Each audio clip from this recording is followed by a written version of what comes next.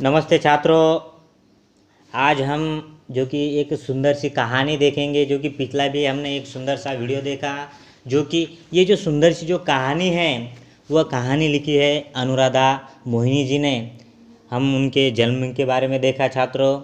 21 सितंबर 1961 नागपुर महाराष्ट्र की रहने वाली ये कवयित्री है, कवि उसे कहा जाएगा। उसके बाद ये जो अनुवाद क्षेत्र में जो अनुराधा मोहिनी जी ने अमूल्य ऐसा योगदान दिया गया है छात्रों।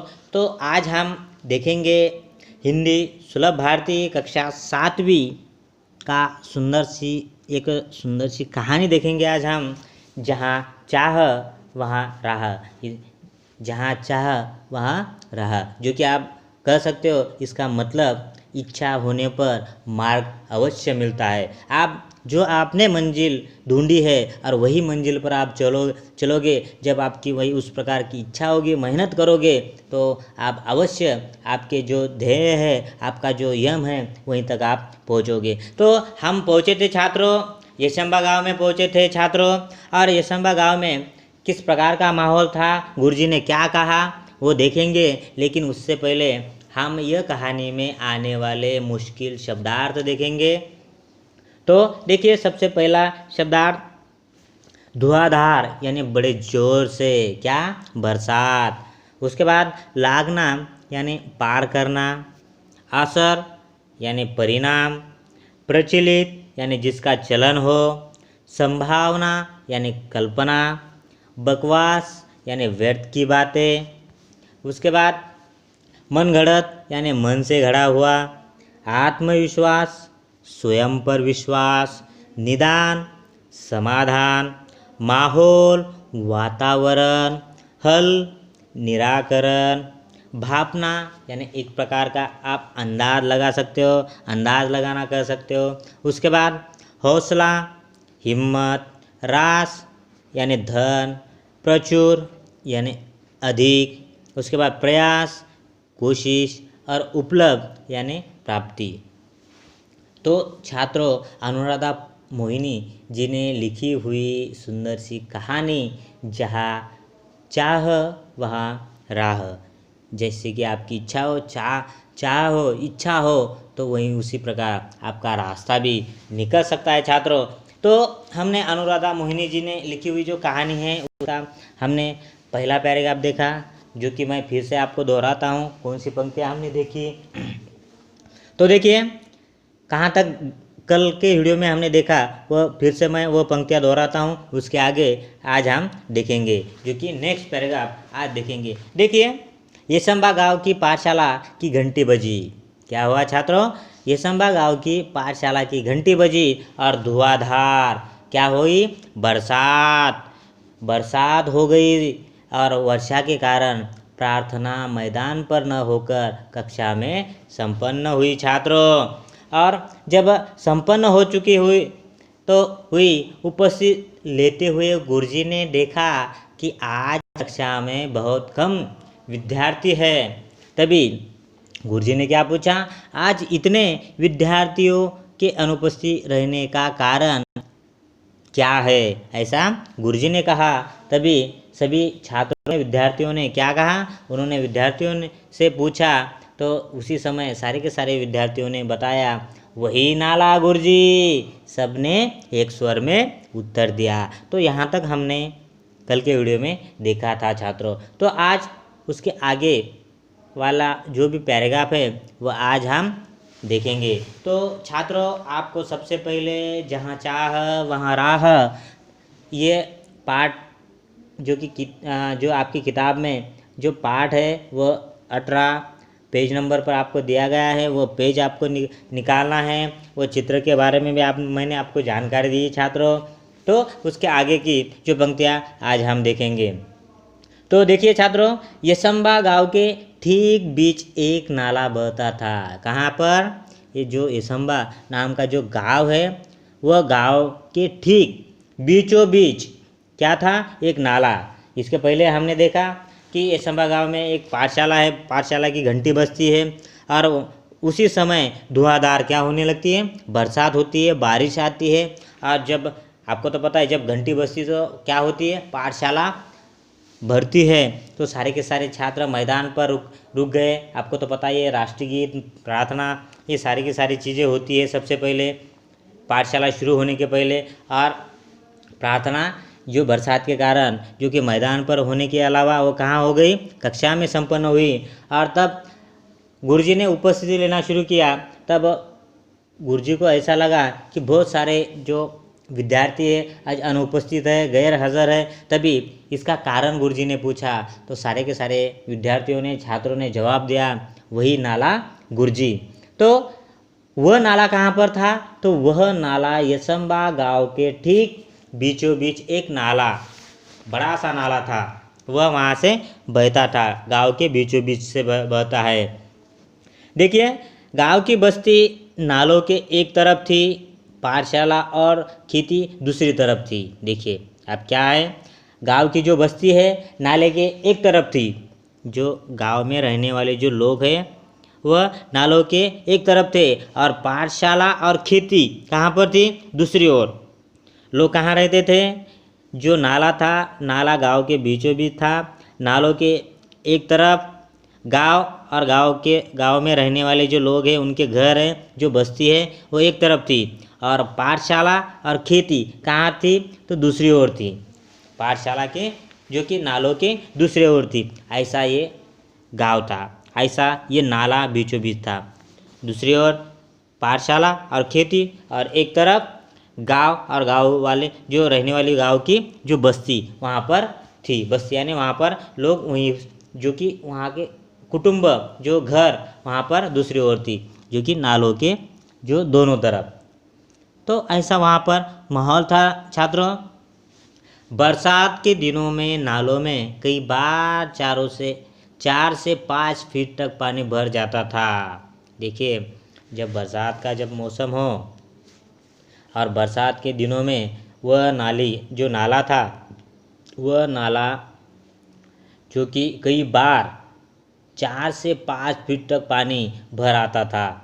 जैसे कि जो वहाँ पर जो बनाया हुआ जो सेतु था, सेतु तो बना नहीं था, लेकिन 5-5, 6-6 फीट तक पानी आ जाता था वह नाले को, क्योंकि बरसात का मौसम था छात्रों, और वहाँ पर कोई सेतु वगैरह कुछ नहीं था। लेकिन आगे चलकर देखिए, जिस प्रकार आपकी इच्छा हो मार्ग, तो उसी प्रकार मार्ग निकलता है छात्रों। तो देखिए क्या हुआ, 4 से 5 फीट तक जब पानी आ जाए नाले को, तो आप दूसरी ओर पाठशाला की ओर जा सकते हैं क्या, तो बिल्कुल नहीं, क्योंकि आपको पता है जब बरसात के मौसम में आने वाला जो पानी होता है उसके जो बहाव होता है वो बड़ी तेज़ी से होती है।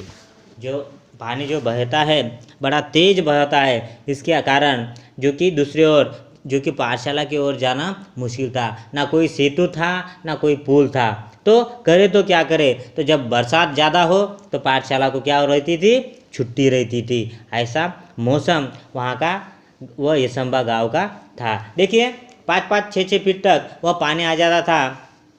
बड़े बुजुर्ग तो किसी तरह अपने गाय बैल को साथ नाला पार कर खेतों में चले आते, किंतु पाठशाला आने के लिए नाला लागना यानी मैंने पहले ही बताया पार करना, देखिए विद्यार्थियों के लिए संभव नहीं था। देखिए खेत में काम करने वाले जो किसान हैं, वह जब पानी 5 या 6 फीट तक कभी भर जाता, तब किसी जो कि आपको तो पता है खेत के जो काम होते हैं वो कभी बंद नहीं होते, इसलिए फिर क्या करते वहाँ के किसान, अपने गाय हो बैल हो के साथ नाला पार किसी प्रकार वो कर जाते। लेकिन पाठशाला जाने के लिए जो विद्यार्थी है वह विद्यार्थियों को लांघना यानी पार करना वह संभव था क्या, तो बिल्कुल नहीं, वहाँ पर संभव नहीं था। लोग बड़े बड़े बुजुर्ग जाते थे बैलों से या गाय से, आपको तो पता है उनके पूंछ को पकड़ना और उसे तैरते तैरते दूसरी तट पर किनार पर जाना बुजुर्ग लोग करते थे। लेकिन ये विद्यार्थियों के लिए संभव था क्या, तो बिल्कुल नहीं था। जब जब जोर की बारिश होती उस दिन कक्षा में विद्यार्थियों की उपस्थिति पर असर पड़ता।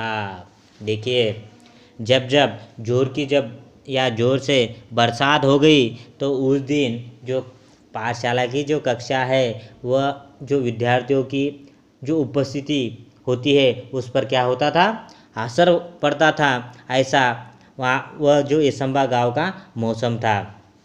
अनेक बार विद्यार्थी पूरे सप्ताह पाठशाला नहीं जा पाते। देखिए कभी कभी बारिश जोर से हो तो एक सप्ताह यानी 7 दिन तक विद्यार्थी अपने घर में ही बैठे। क्यों? क्योंकि जो नाला है इसंबा गांव का होने वाला जो बड़ा सा जो नाला है, गांव के बीच में जाने वाला जो नाला है, वह नाला जो कि वह नाले के कारण बच्चे 7 दिन तक कभी अपने पाठशाला नहीं जाया करते।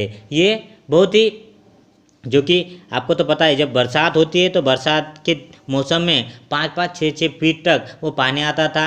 ये छोटे बच्चों के लिए, विद्यार्थियों के लिए संभव नहीं था। फिर बड़े बुजुर्ग जाते थे, लेकिन छोटे बच्चों का बहुत जो जाना असंभव था। तो पाठशाला 7-7 दिन वह नहीं जाते थे। इसके चलते गांव में बरसात, नालों में भरा पानी, पाठशाला से छुट्टी, ये सब बाकी यही कहानी, यही गीत गांव में प्रचलित हो गया था। देखिए आपको जब बरसात का मौसम हो तो बरसात के मौसम में एक सुंदर सा गीत ही वहाँ पर बन गया था। क्या? किस प्रकार का? गांव में बरसात, नालों में भरा पानी, पाठशाला से छुट्टी। इस प्रकार का जो सुंदर सा गीत वह गांव में, जो इसंबा गांव है, वह इसंबा गांव में वही गीत वहाँ से प्रचलित हो चुका था। देखिए छात्रों, ये आपको तो पता ही है, जो गांव में रहने वाले जो छात्र हैं उनके भी गांव में कभी इस प्रकार का जब नाला या नदी कभी बहती हो तो उन्हें भी इसी प्रकार, लेकिन आजकल हर नदियों पर, नालों पर पुल बने हुए हैं। लेकिन कई गांव पर आज भी इसी प्रकार के कोई भी नाला हो तो नालों पर भी कभी पुल नहीं बना हुआ है, या नदी होती है तो नदियों पर भी कहीं पर पुल नहीं बना। उसी प्रकार वह पानियों से वह जाते हैं। लेकिन जब तेज़ बारिश हो तो उनका भी यही हाल आज भी होता है। तो देखिए आगे छात्रों, पाठशाला में अनुपस्थिति का विद्यार्थियों की पढ़ाई पर बहुत बुरा प्रभाव पड़ता। अच्छी श्रेणी लाने वाले विद्यार्थी भी वार्षिक परीक्षा में पीछे रह जाते। सब परेशान थे, पर क्या करते, मार्ग असंभव था। देखिए जो बच्चे 7-7 दिन तक घर रहते, इसीलिए जो प्रथम आने वाले, जो अच्छी श्रेणी से पास होने वाले जो बच्चे हैं, जो कि पढ़ाई पर तो प्रभाव तो पड़ता ही, बुरा प्रभाव तो पड़ता ही है, लेकिन जो अच्छी श्रेणी लेने वाले जो छात्र है, विद्यार्थी है, वह भी जो वार्षिक परीक्षा में पीछे रह जाते। क्यों? क्योंकि बरसात के मौसम में जो इसंबा गांव में बहने वाला जो बड़ा सा नाला है, नाले के पानी बह जाने से, क्योंकि 7-7, 8-8 दिन तक कभी पाठशाला को छुट्टी रहती, इसी कारण वह अच्छे जो श्रेणी लेने वाले जो विद्यार्थी है, वह विद्यार्थी भी वो परीक्षा में क्या होते, पीछे आ जाते। सब परेशान थे, पर क्या करें, मार्ग असंभव था। देखिए लेकिन ये गांव के लोग या बुजुर्ग या उनके परिवार वाले क्या करते, क्योंकि वहीं पर पुल ही नहीं था, मार्ग असंभव था, करे तो क्या करे, सारा का सारा गांव परेशान था। तो देखिए छात्रों, ये आज हमने दूसरा पैराग्राफ देखा। कल हम असंभव में मूल शब्द संभव होता है, तो ये जो अगला जो पैराग्राफ है वह कल के वीडियो में देखेंगे। आज हमने जो भी देखा है छात्रों, उसका आपको सबसे पहले मुखर वाचन करना है, मौन वाचन करना है। जो भी कोई दिक्कतें हो, कोई शब्द हो कभी आपको मुश्किल लगता हो, तो वह आप कमेंट बॉक्स में लिख सकते हो छात्रों। और ये जो कहानी है, जहाँ चाह वहाँ रहा, ये जो कहानी है अधूरी, वह हम कल के वीडियो में देखेंगे। आज यहीं पर रुकेंगे। Thank you.